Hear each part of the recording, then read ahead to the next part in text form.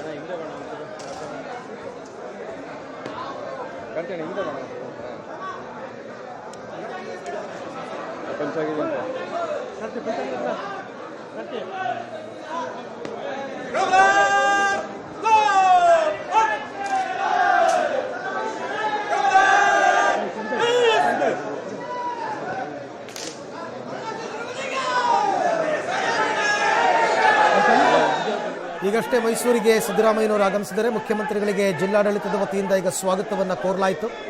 ಇದಾದ ನಂತರ ಇಲ್ಲಿಂದ ಅವರು ತಮ್ಮ ಅಭಿಮಾನಿಗಳು ಅಪಾರ ಪ್ರಮಾಣದಲ್ಲಿ ಇರ್ತಕ್ಕಂಥವ್ರನ್ನ ನೋಡಿ ಎಲ್ಲರಿಗೂ ವಿಶ್ ಮಾಡಿ ಅಲ್ಲಿಂದ ಕೋಟೆ ಆಂಜನೇಯ ಸ್ವಾಮಿ ದೇವಸ್ಥಾನಕ್ಕೆ ಅವರು ತೆರಳುತ್ತಾರೆ.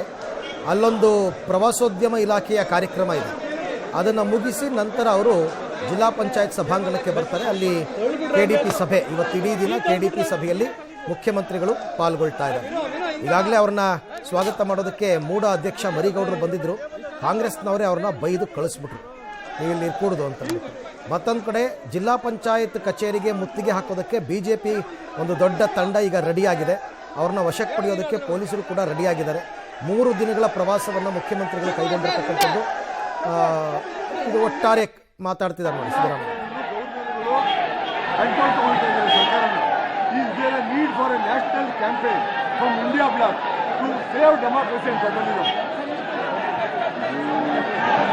ರಾಷ್ಟ್ರಪತಿಗಳಾಗಿ ಮತ್ತು ರಾಜ್ಯಪಾಲರಾಗಿ ಅವರು ಸಂವಿಧಾನ ರೀತಿ ಕೆಲಸ ಮಾಡಬೇಕು. ನಾಮಿನೇಟೆಡ್ ಗವರ್ನರ್ಗಳಿದ್ದಾರಲ್ಲ, ನಾಮಿನೇಟೆಡ್ ಗವರ್ನರ್ ಎಲೆಕ್ಷನ್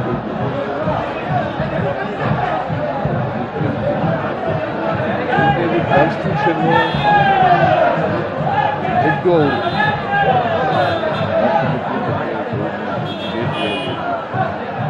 ರಾಷ್ಟ್ರದಲ್ಲಿ ಹೆಡ್ಡು ಅವ್ರು ಕೆಲಸ ಮಾಡಬೇಕು.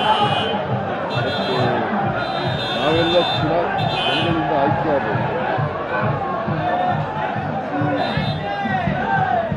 ನಾವು ಅಡ್ಮಿನಿಸ್ಟ್ರೇಷನ್ ಹೆಡ್ಡು, ಅವರು ಕಾನ್ಸ್ಟಿಟ್ಯೂಷನ್ ಹೆಡ್ಡು.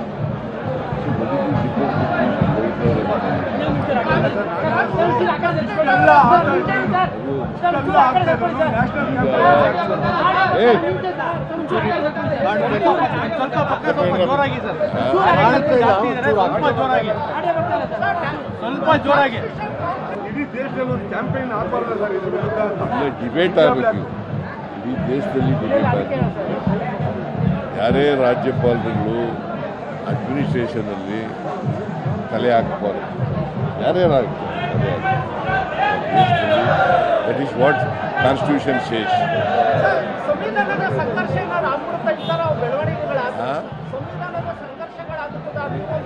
ಸಂವಿಧಾನದ ಸಂಘರ್ಷ ಅಂತೇಳಿ ನಾವು